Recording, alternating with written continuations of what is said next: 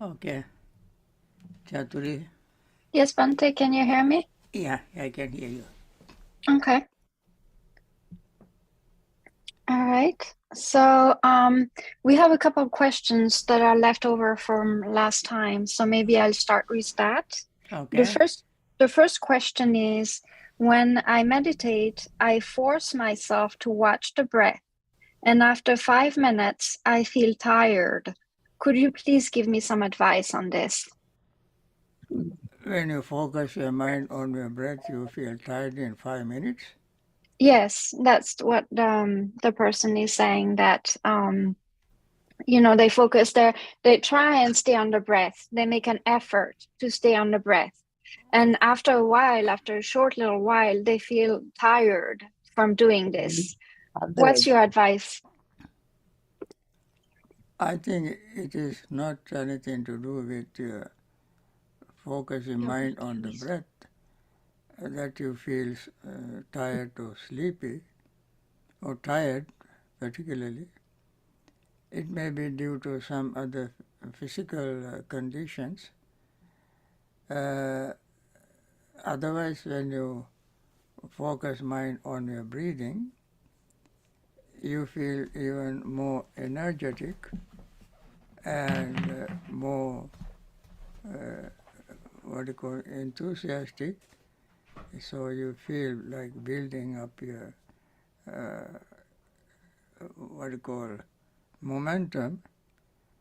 Uh, so it is not a usual thing that you feel tired. Therefore, I would suggest that you may see your doctor and check your other physical conditions, uh, and then you try to meditate. It will be, I think, quite practical. But from meditation itself, if you feel sleepy or tired, soon after you started focusing mind on the breath, is is not something very usual. Feeling sleepy is okay, is normal. Feeling sleepy, uh, not that quickly, in 5 minutes, but it takes a few more minutes. Because when you focus mind on your breathing, nothing else is bothering you. Everything environment is relatively peaceful, I assume, and your your breath is becoming calmer and calmer, and more peaceful. Then, when everything is calm, relaxed, then it is possible for you to feel sleepy, and you can visualize bright light, and then return. Then your sleepiness will vanish. Then you can return to your breathing again. Uh, so that's what I like to suggest at this point. Thank you, Any Bhante. other question? Yes, the next question is a question regarding the need to have desire in order to achieve a goal that one has set for oneself. So the person is saying that they feel like there is some clinging involved with the motivation that happens in order to achieve a goal. So on one hand, we should not cling, and on the other hand, we need desire and motivation in order to get the necessities of life. How do you resolve this dilemma? Uh, could you read the question again? I was not clear about the Yes, question. yes, Bante. The question is that when we have a goal that we want to achieve, we need some motivation in order to achieve our goal. Like, for example, we need, if you need a car or you need something in daily life, you need motivation to move towards that goal. And the person is asking that they feel there is automatically some clinging that comes in when you set a goal. So how do you resolve this? Because we are learning that we should not cling to anything. But when you want to move toward achieving a goal, they feel like there is some clinging involved. So how do you deal with this situation? Okay. When I can answer questions related to meditation, but your question is not related to meditation because you ask about your goal. People set up all kind of goals, buying a house, buying property, buying car, buying computer, traveling, and eating certain food, meeting certain people, marrying. So these are your goals. For all these goals, meditation is not going to help you. In the meditation, we learn not to increase our desire, but decrease our desire. Because increasing your desire, acquiring too many possessions, make life more complicated, more difficult.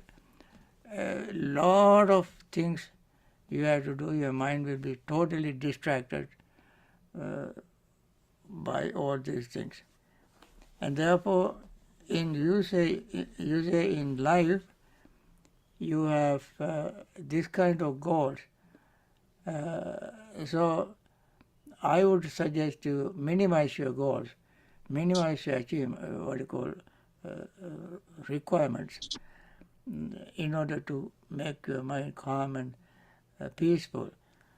We meditate in order to make our mind calm, relaxed, peaceful, and body calm, relaxed, and peaceful, so that we will not have too many desires. This Dhamma is called, Buddha called it, Apicchasayan Dhammo Nayan Dhammo Mahichasa. Santuttasayan Dhammo Nayan Dhammo Asantuttasa. That means this Dhamma, realization of Dhamma is for one who desires a little, one who has little desire. One who has too much desire, it is not easy for the person to follow the Dhamma. At the same time, he said in the next sentence, contentment is very important. One who is content, that person can practice meditation, gain insight, wisdom to liberate themselves from samsaric suffering. So acquiring material thing is very normal, ordinary things in people's life. But that is not the goal of meditation. You try to reduce your needs and try to make life very, very simple. Then you will not have too much problem. Okay? Thank you, Bhante. The next question is related to the practice of anapanasati, and in particular samatha and vipassana. The person is saying that yesterday you talked about samatha and vipassana. Samatha for going deeper and vipassana for going more into detail.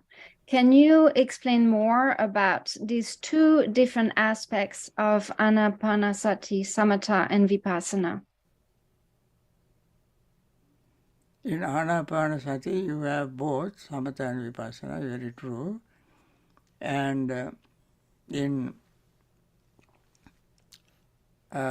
last, I mentioned all the four tetrads can be developed in order to gain 7 factors of enlightenment. But I also mentioned, if we practice the first tetrad, mindfulness of the body, in the way that Buddha has explained in the discourse, then you will have unremitting mindfulness, ardent, resolute, particularly using 4 kinds of efforts, you develop mindfulness. And that mindfulness you investigate. Then arises energy. Use the energy for further development. And then pleasure arises. Use the pleasure to develop tranquility. That leads to concentration. That is the concentration technique. And then, after concentration, you become equanimous. In these stages, in these steps, number 1 is mindfulness, that is mindfulness practice, mindfulness factor of enlightenment. When you practice mindfulness factor of enlightenment, developed, cultivated, you gradually reach the tranquility factor. What you call, tranquility factor. And then you gain concentration. In the same practice, at one stage you are in mindful practice, another stage you are investigation stage, then effort, tranquility, and then you gain concentration. So it happens in the same practice as one of the steps of practice. One step is mindfulness, another step is concentration. So you don't have to make another special effort to gain concentration. It happens in the process as one of the steps. You see? That is concentration factor of enlightenment. When you gain concentration factor of enlightenment, you see things even more clearly and deeply and in detail. That means you see impermanence in the minutest way. In everything in the body, feeling, perception, thought and consciousness, you see everything is changing at very high speed, and that is the state you need good concentration to understand they are as they are, understand them as they are. Then you are fulfilling, crowning your practice of mindfulness. See, you start with mindfulness factor of enlightenment. At the 6th stage, you develop deep concentration, and in that state you deepen your mindfulness, and then everything you see it with equanimous state of mind. So in this practice there is no separate practice for concentration, for mindfulness. It is the same practice at different moment, different levels. You see? Okay? Thanks, Bhante. I think you already answered the second part of the question. That was, how do I know if what I'm doing, what I'm practicing is samatha or vipassana, which I think you covered. The next question is a little bit different, is about the state of the world. And if I understand it correctly, what do you think the current state of the world in terms of practice of right effort and mindfulness is? The person is observing that there is lots of unwholesomeness in the world currently, and that people tend to not be mindful. Are you optimistic, in other words, about the current status of the world in terms of practice of mindfulness and right effort? You see, you practice for your own liberation. You cannot practice for billions of people living in the world. You practice to see your world. Your world is your body, feeling, perception, volitional formations, and consciousness. That is your world. It is this world that you have to be liberated from. And you keep practicing looking at yourself. I would sometimes say introspectively, within yourself. What are your feelings? What kind of thoughts arise in your mind? How they arise? How long they stay? How they disappear? And you can see things arising, coming to peak and passing away in you. Other people, you have no responsibility in dealing with other people's problems. Each and every one has to practice separately. This is what is called pacchattam veditabbo vinyohi. Every wise individual, remember, every wise individual should realize by himself or herself. You know, if you, me, and everybody else individually practice, we individually experience it. It is just when you eat, you don't ask me whether my stomach is full. You know that your stomach is full if you eat. If you ask me to eat and you say, my stomach is not full, no, you have to eat. And this is 100% true, 100% practical instruction that the Buddha has given. So please don't try to eliminate the problems in the outside world. You try to eliminate your own personal problems. Personal. Okay? Thank you, Bhante. We had another question from last time. Is there a difference between direct knowledge and insight? Insight and direct knowledge Yes, is there a difference between the two? is the same. I would say two sides of the same coin, I should say. When you have insight, you also have wisdom, mindfulness. Insight is another name for it. Okay. Okay? Thank you, Bhante. I don't see any other questions in the chat right now.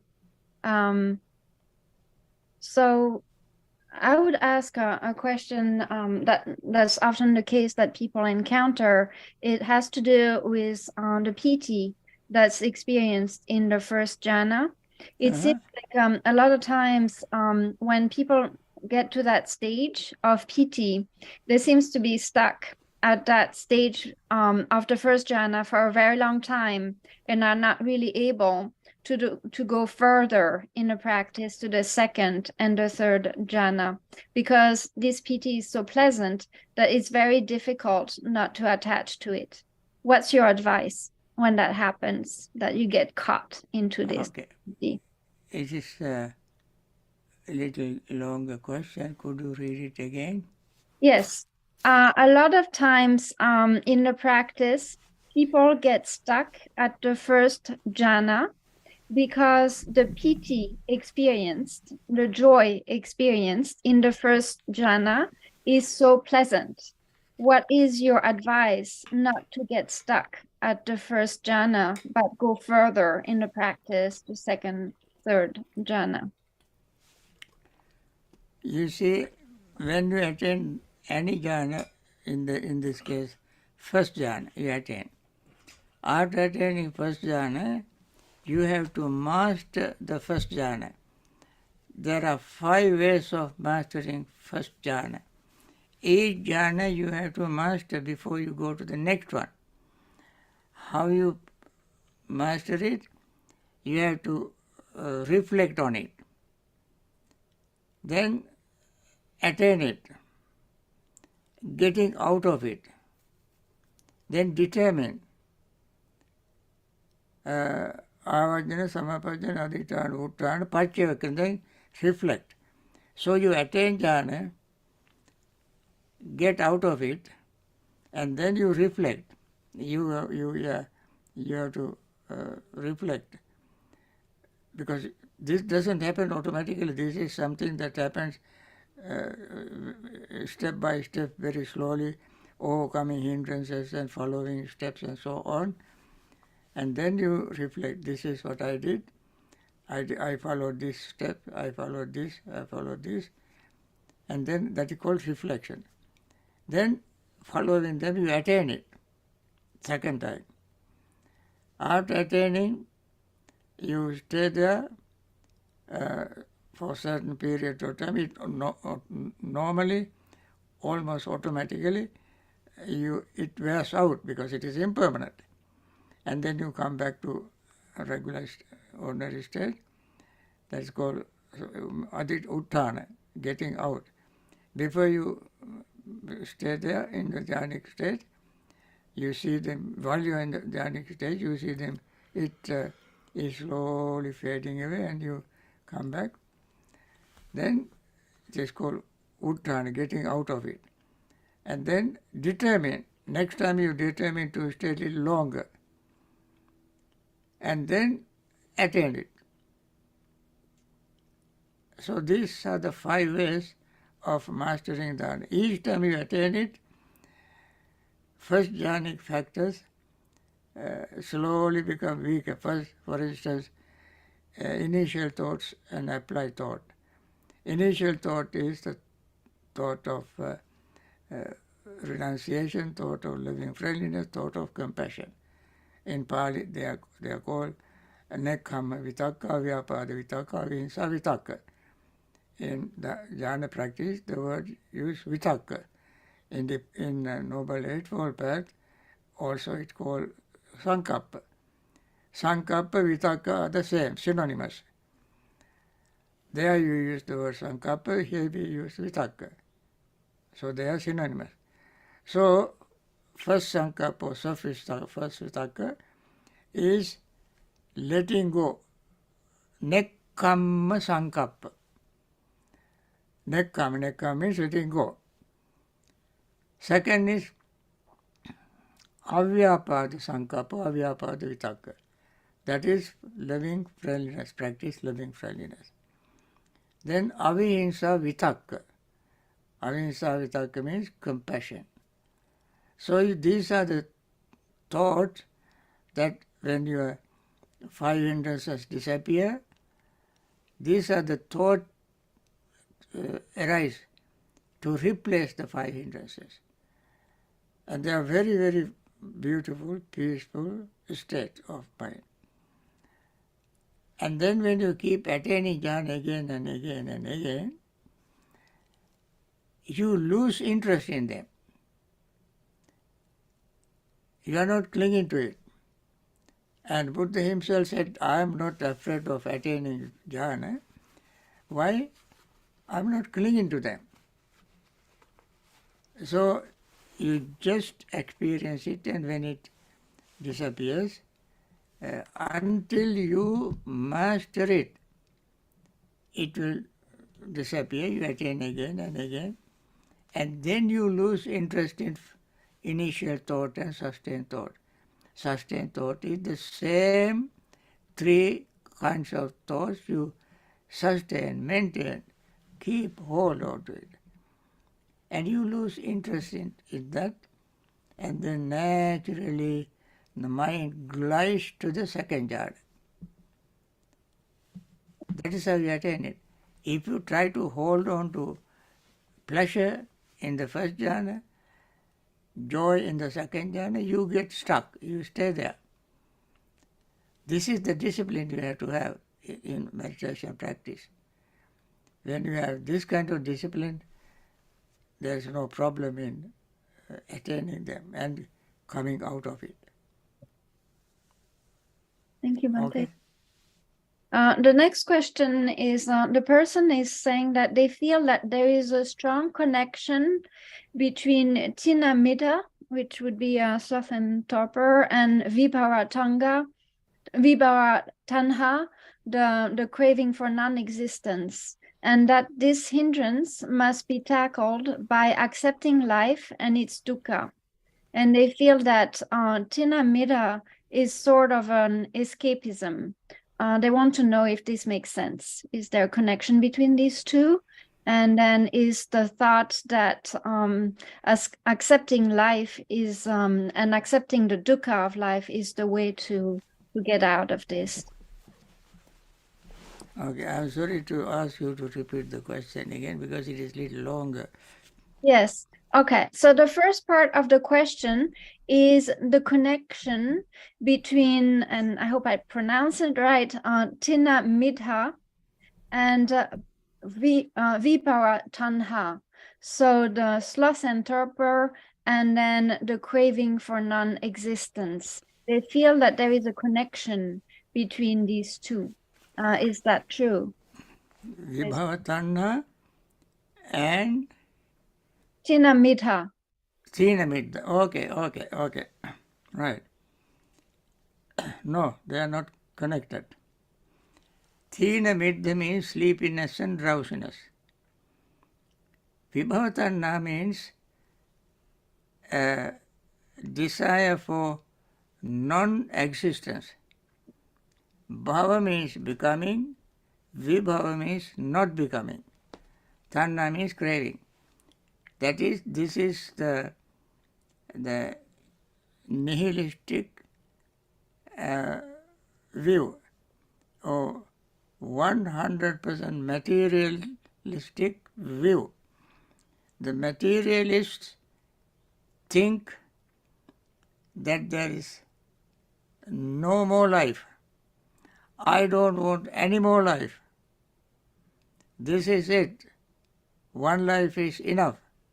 I don't need any more life. That kind of wish is called vibhava tanha, craving for not existing.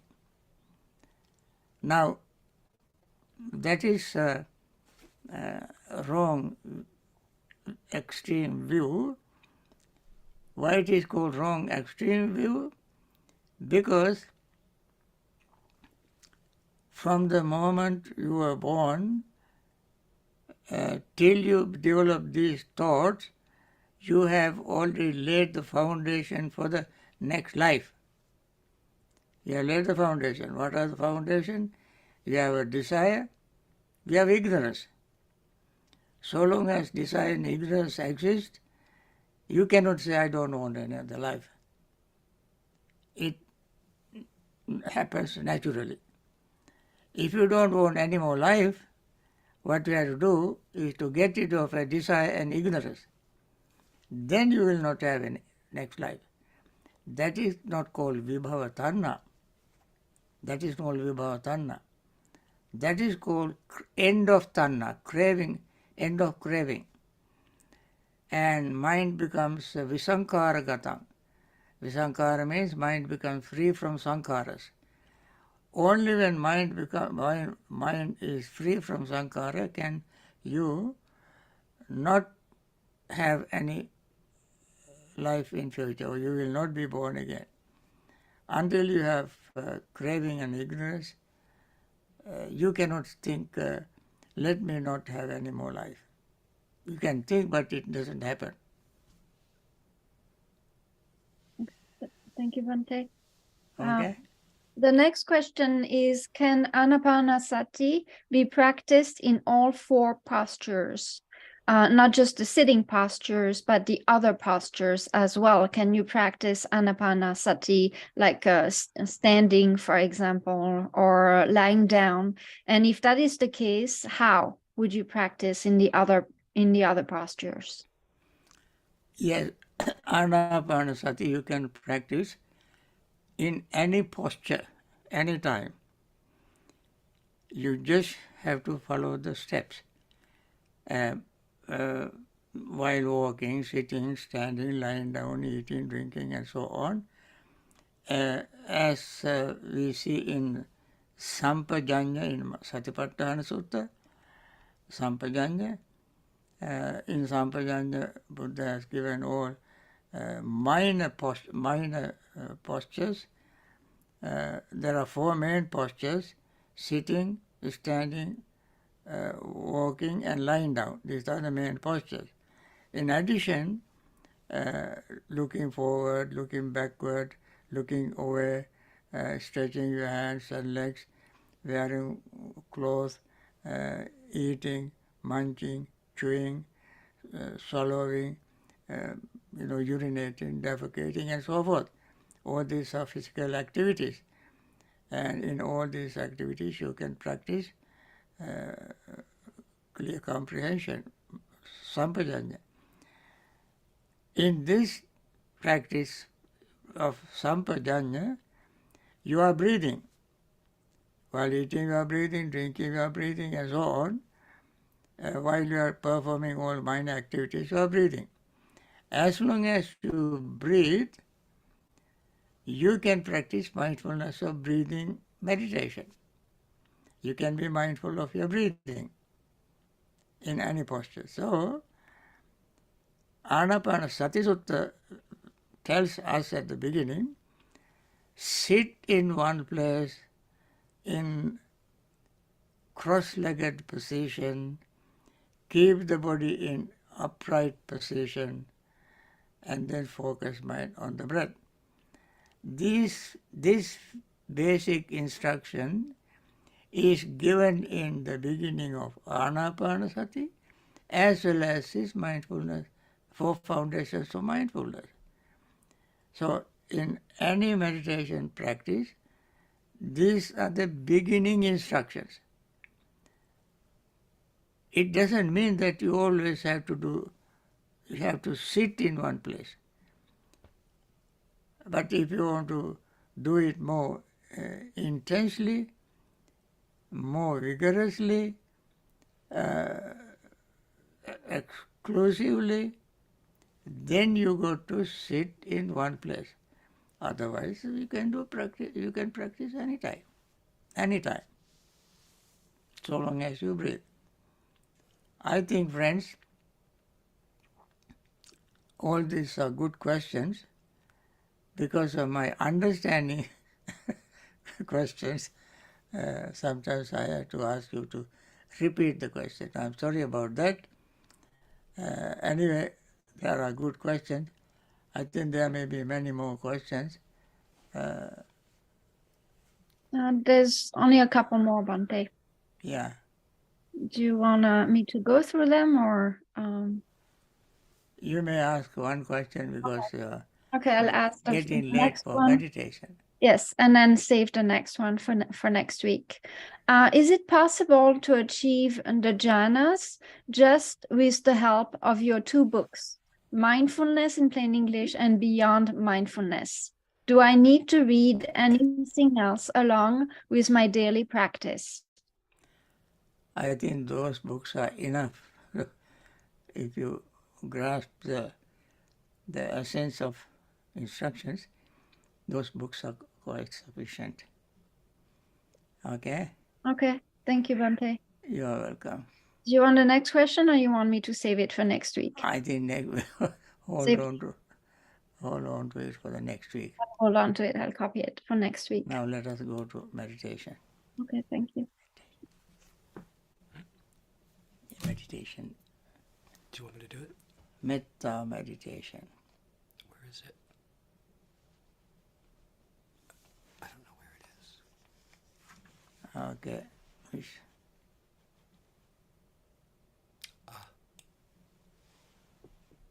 Okay, I'll do Bhante.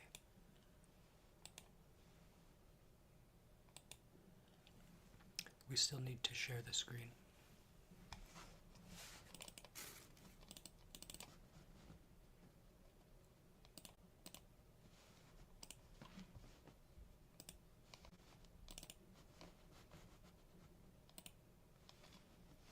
Okay.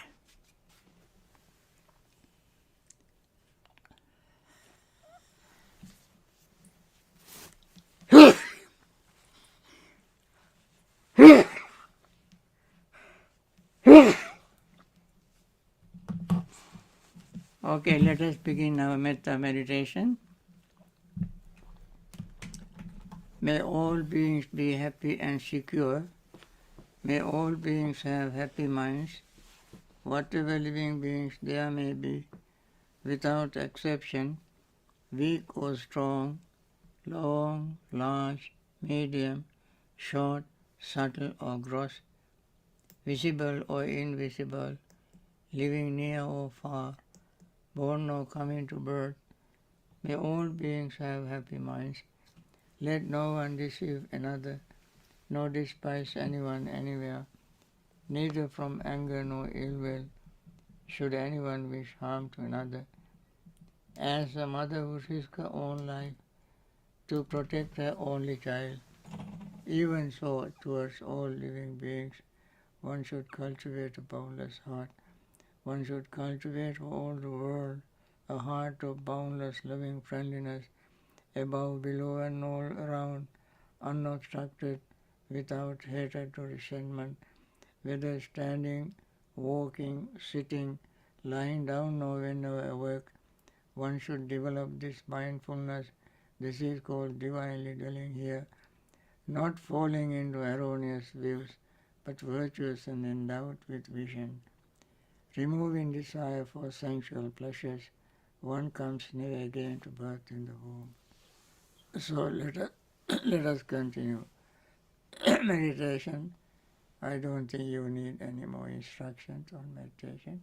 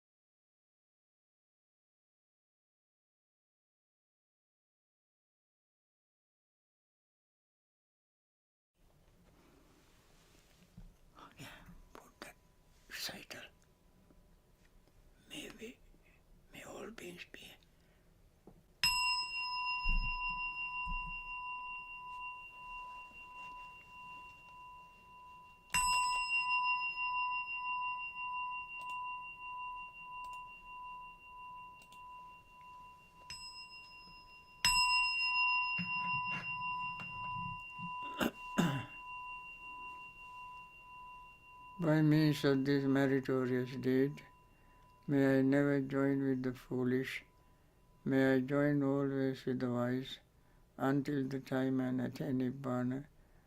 May the suffering be free from suffering, may the fear-struck be free from fear, may the grieving be free from grief, so too may all beings be.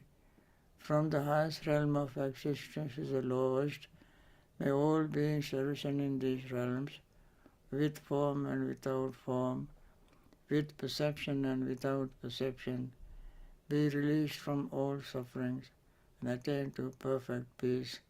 Excellent, excellent, excellent. Friends, you continue your meditation. I want to end my part with the regular metta wish. May all those who are suffering in hospitals taken care of by compassionate doctors, nurses and hospital staffs, may they recover very soon and return to normal life, continue their Dhamma practice and liberate from samsaric suffering. May those doctors, nurses and hospital staffs who are taking care of these people continue their compassionate service and practice Dhamma and liberate themselves from samsaric suffering.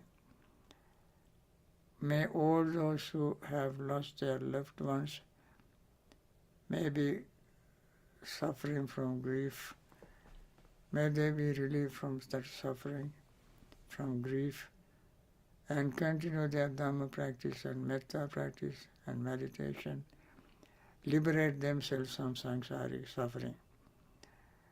May all those who are in various trouble spots, war zones, discriminations, poverty-stricken area, may they all find peace, solace and comfort and be able to practice Dhamma and liberate from samsaric suffering.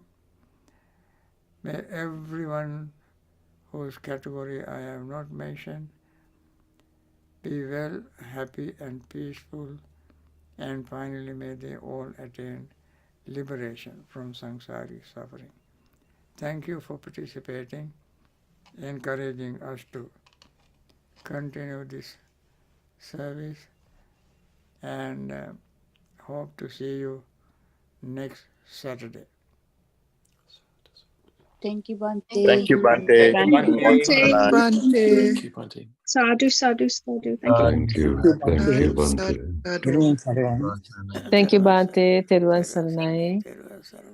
Thank you, Good Bhante. health, long life. Thank you. Thank you, Bhante. Teruvan Saranai. To cease and abstain from evil, complete restraint from intoxicants, Yeah. diligent and virtuous practices is Okay. given to us